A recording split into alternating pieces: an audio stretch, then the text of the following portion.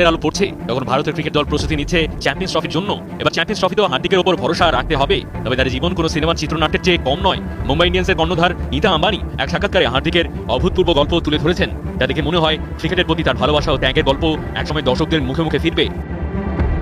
একটা সময়ে মুম্বাই ইন্ডিয়ান্সের হয়ে একসাথে খেলতেন হার্দিক ও তার ভাই ক্রুনাল পান্ডিয়া।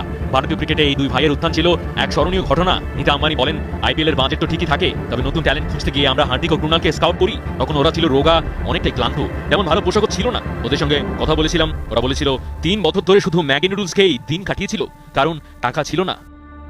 নীতা আম্বানি আরো বলেন, তবে তাদের খেলার প্রতি যে ভালোবাসা ছিল সেটা পেটের খিদে থেকেও বড় ছিল। আর সেই দুই ভাই আজ দেশের প্রতিনিধিত্ব করছে, কোটি কোটি টাকার মালিক। একসময় যাদের কাছে কিছুই ছিল না, আজ সেই হার্দিক পান্ডিয়া ভারতীয় ক্রিকেট দলের অন্যতম গুরুত্বপূর্ণ খেলোয়াড়। হার্দিক পান্ডিয়ার জীবন সত্যি এক অনুপ্রেরণা। হার্দিক আর তার ভাই ক্রুনালের গল্পটা ক্রিকেট ইতিহাসে চিরকাল স্মরণীয় হয়ে থাকবে।